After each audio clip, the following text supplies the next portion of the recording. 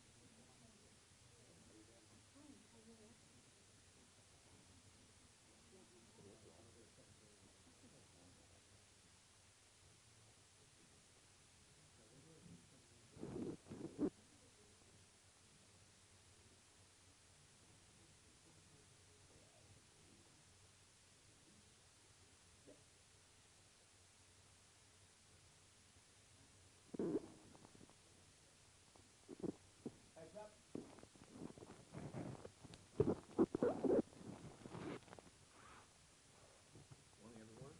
Morning.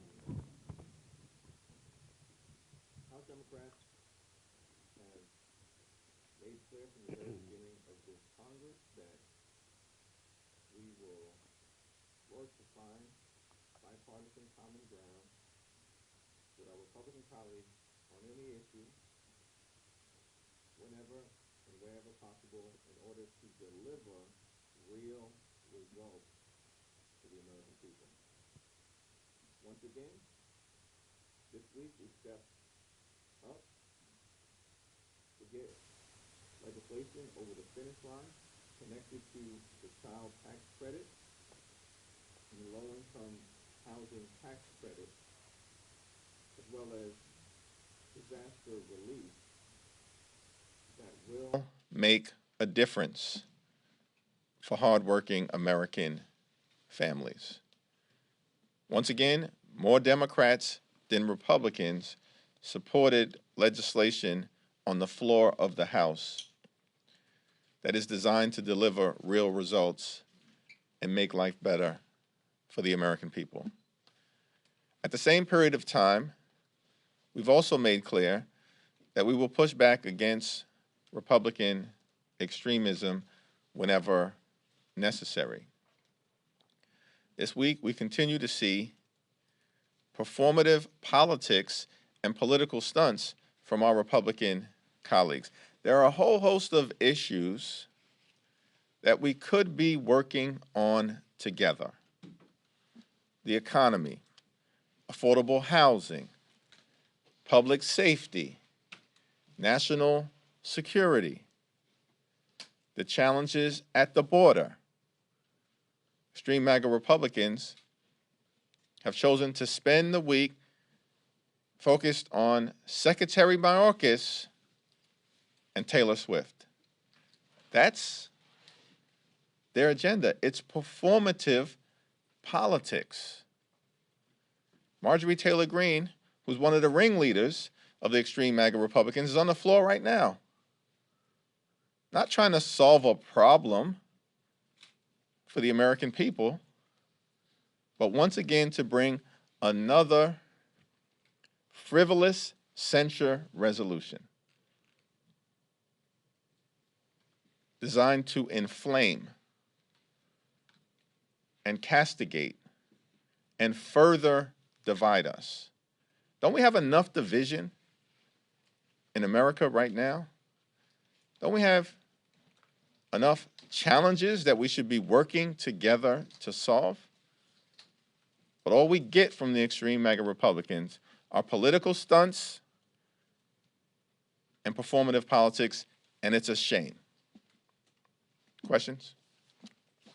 Mr. Leader, the Senate is obviously still negotiating the supplemental package, which would include border funding in Ukraine and Israel.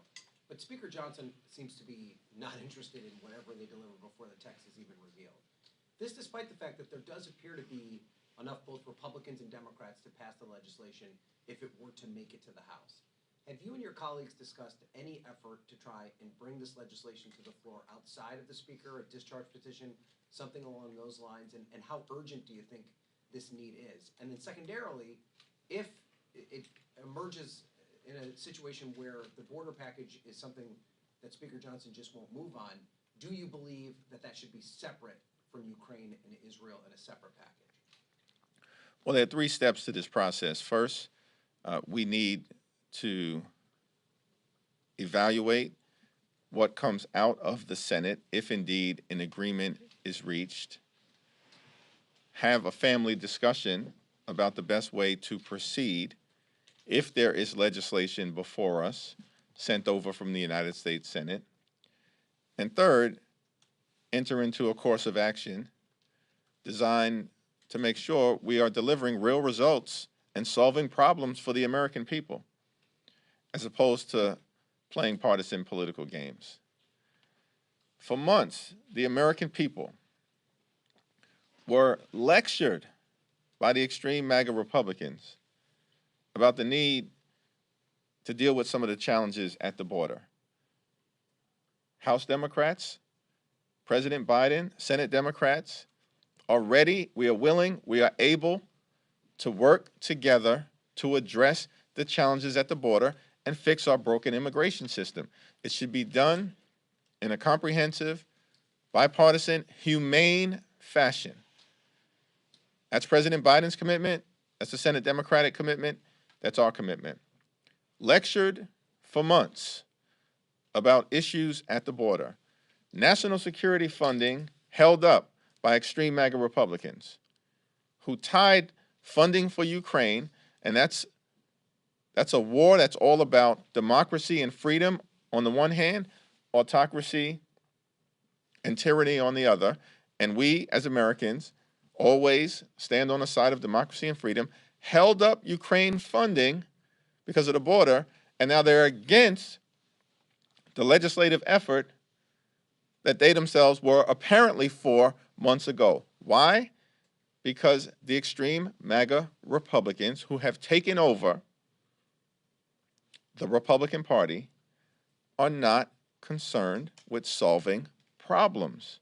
They are not concerned with making life better for the American people, and they certainly are not concerned with delivering real results. And that's a shame. It's a shame. Would you be open to separating them, though, sir, if it comes to that? It's a conversation that we'll have to have as part of a family discussion, and we'll cross that bridge when we get to it. Thank you.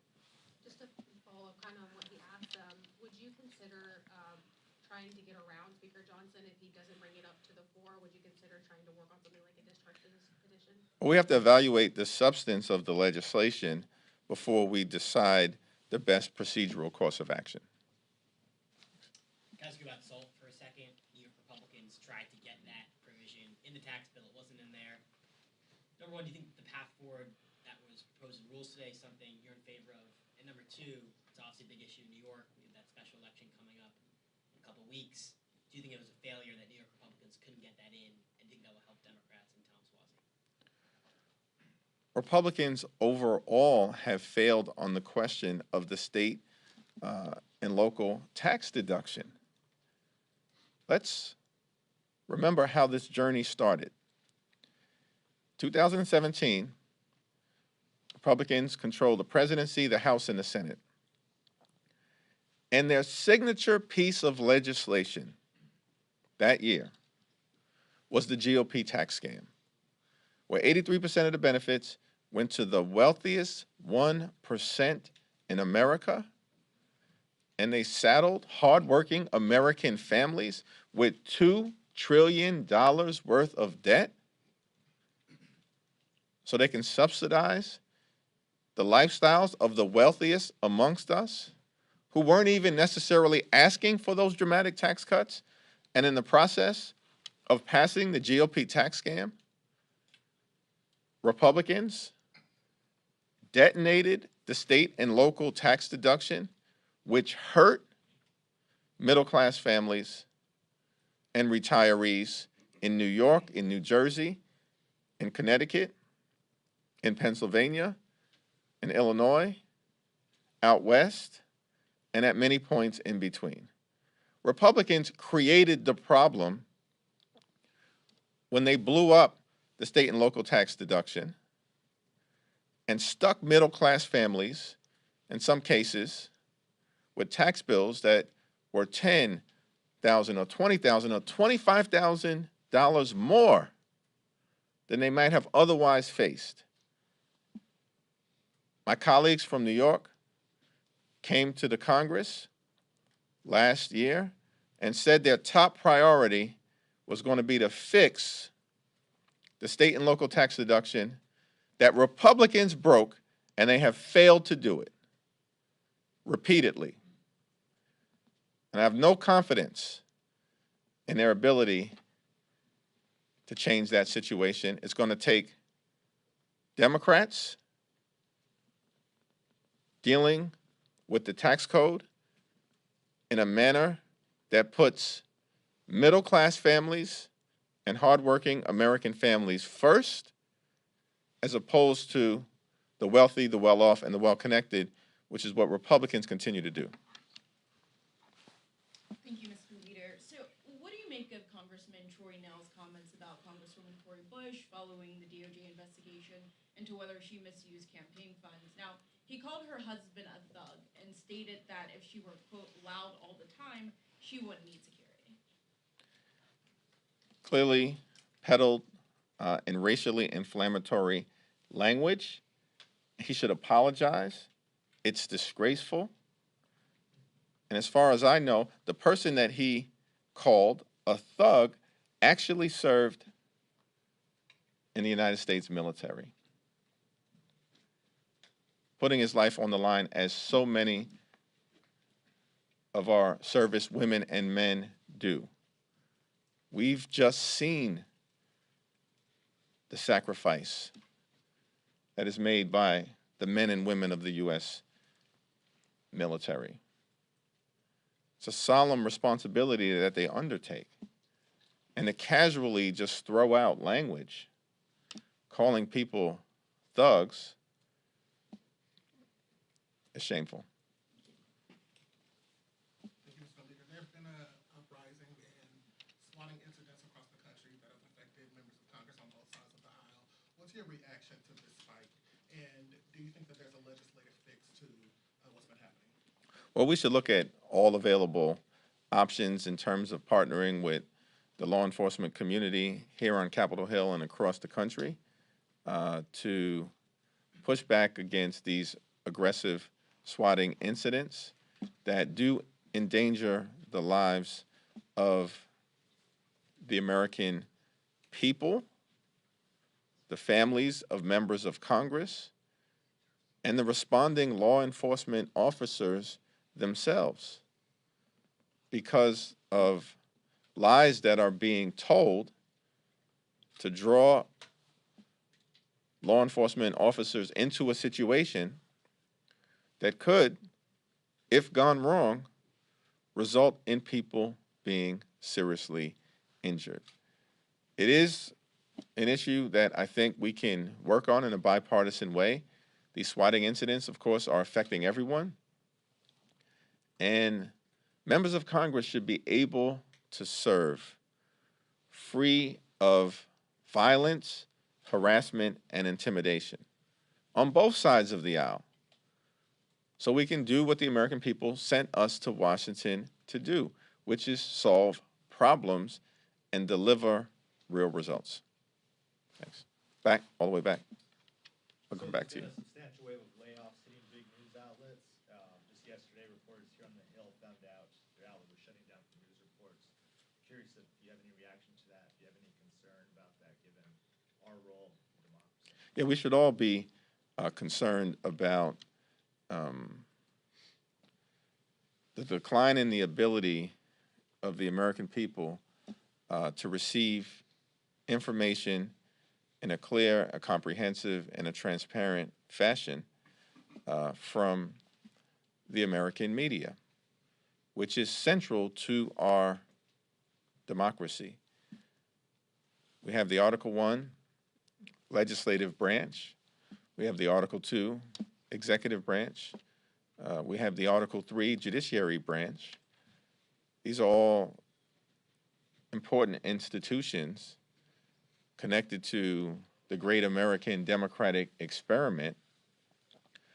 But central to that experiment as well is the freedom of the press and the ability for the American people to receive information, to understand what their representatives are doing, what their judges are doing, what the president is doing in connection with the issues of the day. And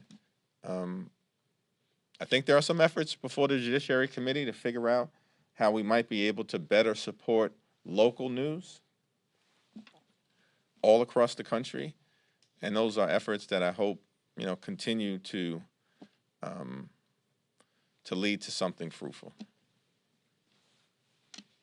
Leader Jeffries, some of your Republican colleagues plan to announce later today a couple of actions against the education department's botched rollout of the new FAFSA form. What, if anything, do you think should be done in response to the delays it's causing?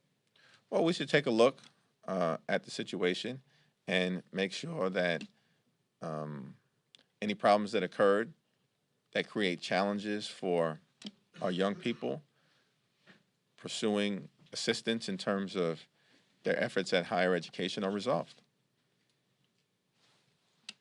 Leader Schumer has called for a crackdown on Zyn nicotine pouches. I'm curious if you think there should be a crackdown on Zyn. Haven't spent a lot of time on the issue, but I look forward to looking into it. Back to the border a little bit. Obviously, you've got Speaker Johnson and a lot of House Republicans calling this dead on arrival in the House. Obviously, there's still an effort, especially once the text gets out, to try to pass it. But there are also some Democrats in the House, progressives, and some in the Senate as well, who are raising concerns about some of these provisions. They worry that President Biden might sell out immigrant communities. They've said that in some press conferences.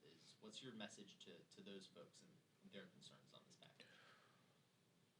We have a broken immigration system that we need to fix. President Biden has asked for the tools to fix it. And there's an ongoing discussion that hopefully will result in a legislative product that we can all evaluate on our side that should be consistent with two important American values. First, we are a nation of immigrants, and that will continue to be important to our future competitiveness. Second, we are a nation anchored in the rule of law. And I certainly don't think that it is responsible for extreme MAGA Republicans to say that on such an issue of importance relative to addressing and fixing the challenges at the border, that anything is dead on arrival before they've even had an opportunity to review it. That is not responsible legislating. That's playing political games. And the American people are sick of it. And the American people should be sick of it. Because the American people can see with their own eyes that there are real challenges at the border. And we should be working together to solve those challenges, not play political games. Last fall, Democrats had a censure resolution introduced against Marjorie Taylor Greene. In light of today's news, do you plan on bringing that back? We haven't had that discussion yet. Thanks. I'll stay over here. In light of last night with the vote on the tax bill and in light of some other recent votes, it appears the role of the House minority has changed in a way that the House has become more Senate-y than the Senate, given the most substantive bills coming to the floor now require 2/3. In the past, the House minorities kind of typically played the role of the Washington Generals versus the Harlem Globetrotters. What changes have you made or has changed in your job since this has become a government by suspension calendar over here? Well, it's been clear to us from the very beginning of this Congress that if we're going to deliver real results for the American people, it's going to require Democrats being willing to continue to exercise common sense and find bipartisan common ground in order to solve problems and deliver real results. That was the case with respect to avoiding a catastrophic default on our nation's debt for the first time in American history that would have crashed our economy and hurt the American people. That has been the case on 3 different occasions where we were able to avoid a harmful government shutdown because House Democrats stepped up to deliver real results for the American people and fund the government in a manner that provides for their health, safety, and economic well-being. That certainly was the case with respect to passing a tax package that strengthened the low-income housing tax credit and the child tax credit. That will continue to be the case for the balance of the 118th Congress. Do you feel, though, that Democrats have taken advantage of this new leverage? That you guys are playing hardball enough, given that you guys are carrying most of these bills? Every single bill that we've been able to pass has been done in a way that is consistent with our values based on a standard of evaluation that is connected to making life better for the American people. And if the bill that is before us is designed to improve the quality of life of hardworking American families, we are going to help shape it, support it, and get it over the finish line. Thank you. It's the Black History Month, and we're having South Carolina primary. In your role as leader, what is your message to Black voters in the United States? Well, with respect to Black History Month, let me simply just say Black history is American history, and going all the way back to 1619, we have been an important part of the American story, and that will continue. In connection with the South Carolina primary, there's not much that I can say about it from this podium on the governmental side, but I just expect that voters in South Carolina, as has been the case in every other state, should participate, go to the polls, exercise your right to vote, evaluate the records of all candidates, and recognize that they have the power, not just African American voters, but all voters have the power to shape America's future. Thanks. Thank you, Mr. Speaker, or Mr. Leader, excuse me. I wanted to ask specifically about your response to Representative Emmer calling for an ethics investigation into Representative Omar yesterday. Yeah, I haven't seen that call, so I have no comment on it right now. Back. Oh, sorry. Then I get you and Kevin next. With respect to the tax bill last night, some analysts are looking at it and saying, change is good for now, but we're going to be dealing with this again pretty soon in 2025. I know that's a long way down the road, but if you just look forward a little bit, what does the bipartisan nature of the bill, as you mentioned, the Democratic support for the bill, and work there. Tell you about kind of the pending things that Congress has to address sooner than later. Well, from our point of view, it is clear that we need to go further with respect to the child tax credit. In 2021, under the leadership of President Biden, Speaker Pelosi, Leader Schumer, Democrats in the House and the Senate were able to pass a transformational child tax credit that benefited middle-class families, working families, and low-income families all at the same time in a tremendous and decisive way. We should build upon that moving forward, and that's what House Democrats plan to do at the first available opportunity. Kevin? Go back to SALT. In the event that this does get to the floor, would you allow, keep it open to your Democrats to vote for the rule if they want to advance this, particularly some in New York that might want to see this come up? And how would you vote should it actually get to a up or down vote? We have to evaluate the actual proposal to strengthen and restore the state and local tax deduction before we make any procedural decisions about the best path forward. Before the Ways and Means Committee, with respect to the tax bill that was on the floor yesterday, there was an amendment that was offered by Congressman Bill Pascrell that would have raised the state and local tax deduction cap from $10,000, which is outrageous, imposed by the former twice impeached president and his MAGA extremists in 2017. That amendment would have raised the state and local tax deduction cap from $10,000 to $60,000. That is based on legislation that allegedly is supported by the New York Republicans. And so it seems to me that we should evaluate